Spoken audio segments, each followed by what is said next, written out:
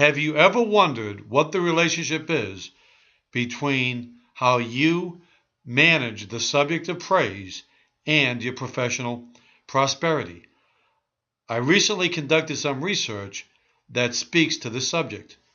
And at the outset, let me say that the subject of praise is a very sensitive one. After all, many people cannot point to both of their parents showering them with praise. That has consequences. We all know some people that will never pay anybody a compliment, and yet there are people who at the same time can't receive a compliment. So it's a very complicated psychological subject, and I think it's an underserved subject when it comes to business consequences. I just read a book about Johnny Carson's life, and he commented that his mother could never praise him in his entire life, how she came out from Nebraska to visit Johnny in Hollywood, and Johnny brought her to a big function at somebody's estate where Clark Gable was, and Marilyn Monroe and Errol Flynn and all of the luminaries of the day. And all she said afterwards was, "Hey, Johnny, we have functions back in Nebraska too. What's the big deal?"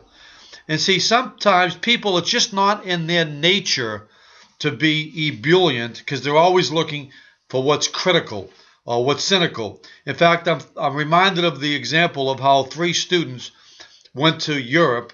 They were all caught for treason in France. And when you're caught for treason in France, back then you'd get the guillotine. So they had the young student from Harvard. They put him under the guillotine. It malfunctioned. He was released according to law. They had the young gal from Princeton. She had her head under the guillotine, but again, the guillotine malfunctioned and she was released. But then they had the MIT engineering student. They had his head under the guillotine. Again, the guillotine malfunctioned, but he said, "Wait a minute, I see the problem."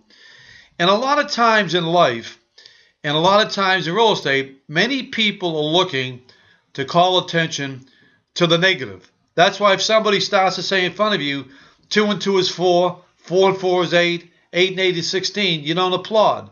But if they say 8 and 8 is 20, you're going to jump all over them. So here's some of the information I'd like to share with you. First of all, as you can see from the first slide, it focuses on the power of praise. And you could take the word advocacy and substitute that for praise. Let's take a look at the next and see what we came up with. The first question that I wanted to find an answer for is as follows. Do you think as an industry we are not frank enough with the public? And that was intriguing to me because I've met so many realtors over the years, including my own company, that would say, "Hey, I'm just not going to compliment somebody if I don't think their house is beautiful. I'm not going to tell people that they've got a beautiful lifestyle if I don't think that they do." Now, that's a very interesting challenge. In fact, some people say, "And if I think somebody's home is an eyesore, I'm going to tell them." Now, to me, that has nothing to do with honesty. It has to do with manners and comportment. For example, when I say it has nothing to do with honesty, I remember reading in Psychology Today that the average person lies something like 73 times a day. Now, I'm not suggesting that anybody lie, but I'll guarantee you that some of you have had somebody say to you, "Well, gee, what do you think of my dress?" And you might have thought it was hideous, but you would never say that. Or if somebody took out a picture of their baby or their grandchild and they said, "What do you think of my baby?" you would automatically say, "Oh, he's beautiful. She's adorable." Now, you may think, metaphysically speaking, all children are beautiful, but sometimes you could have seen a baby and thought, "Whoa," but you would never be that disrespectful. And it has nothing to do with honesty. It has to do with greater objectives, and that is people's feelings and their dignity. If somebody says, "Mommy, do you think I'm ugly?" Do you think, "Yeah, I think you are"? "Hey, Mommy, do you think I'm stupid?" "Yeah, I think you are stupid." No. Now, I'm being very direct with this because I'll guarantee you, ask yourself this question. When fellow realtors come to your properties on inspection, do you think they come either to praise or do you think they actually come to criticize the property that you're representing, somebody's home, somebody's lifestyle. I think there's too much negativity in this industry, and therefore not everybody is cut out to be a real estate town advocate. But let's get an answer to this. History says all cruel people describe themselves as paragons of frankness. Oh, I've got to tell it like it is.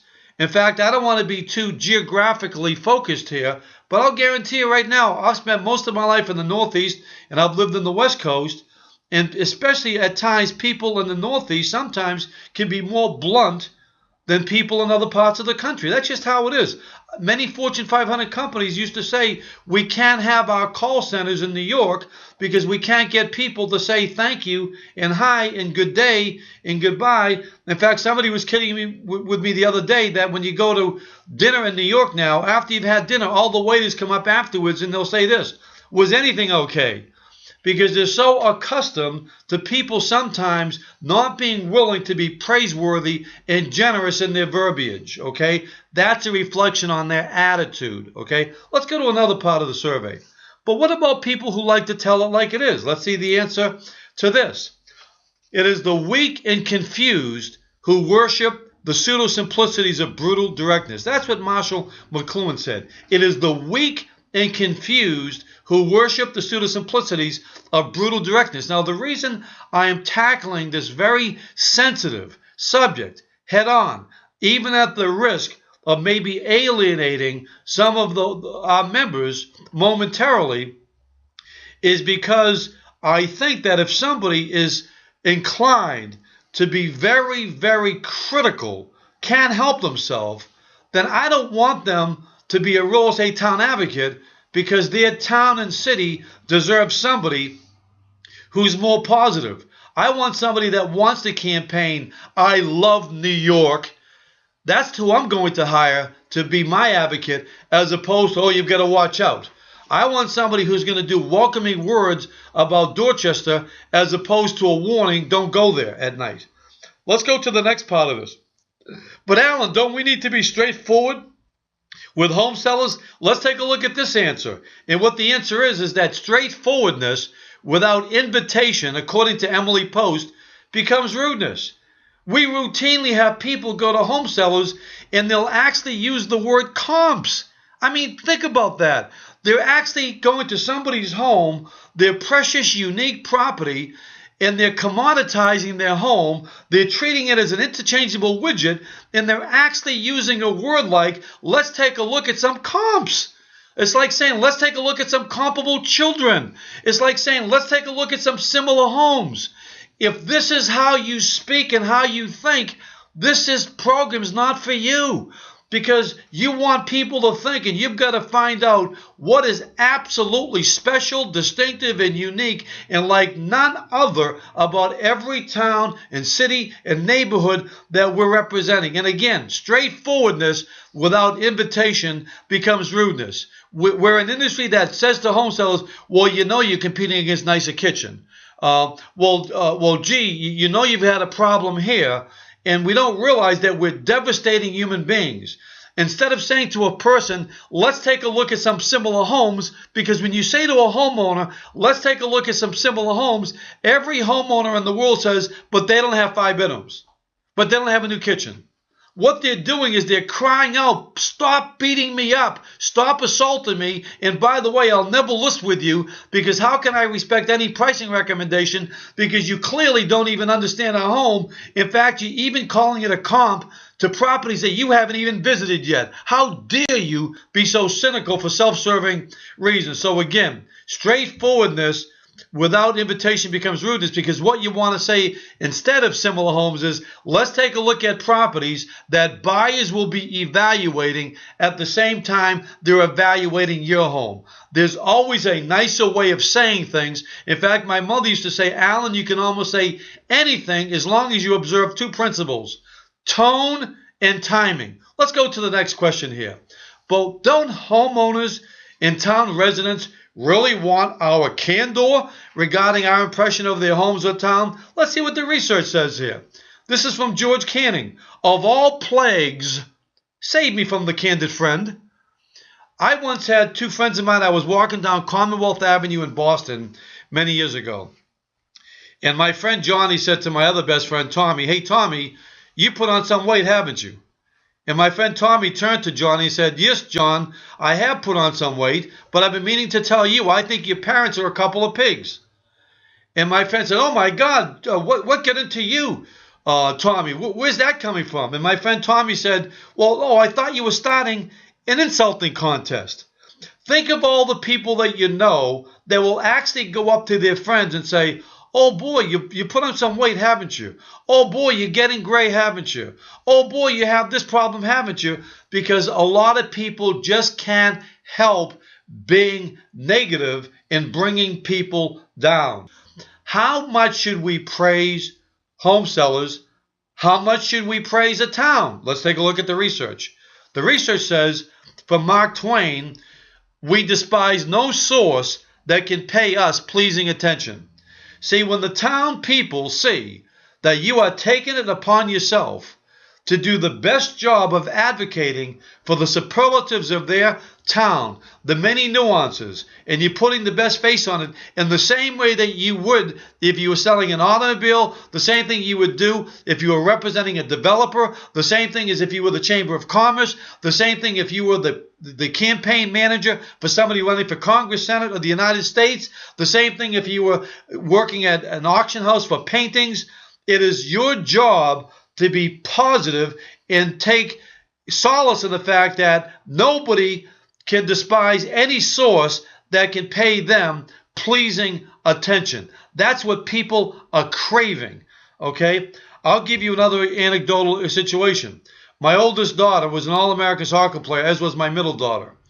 She had planned on going to Notre Dame for many, many years because my brother-in-law was a three-time All-American football player. They were third in the Heisman. And my daughter, Ginny, was always wearing the Notre Dame t-shirt. The coach of Notre Dame recruited her to go to Notre Dame, came to our home to visit, but made the mistake of saying, "Ginny, just so you know, you're not the fastest kid in the country. We know that." When he left, she said, "Daddy, I'm not going there. He called me slow."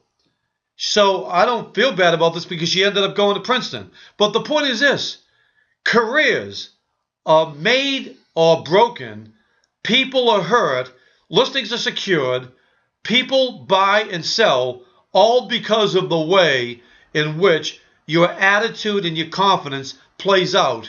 And real estate town advocates must have it within them to be the great advocate for that which they're promoting. And I love this one. It is a great sign of mediocrity to praise moderately.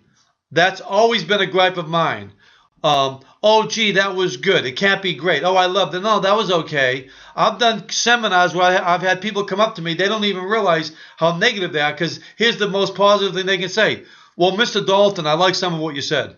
That's the most they can do because they just can't help themselves. But the most successful producers around the country, they've always been the one that will come up to me and say, "I love that. That was so helpful. That was good," because they live in the world of positives. Real estate town advocates must live in the world of positives. So that begs this question: when should real estate town advocates or real estate agents or realtors praise? Let's take a look at the answer here.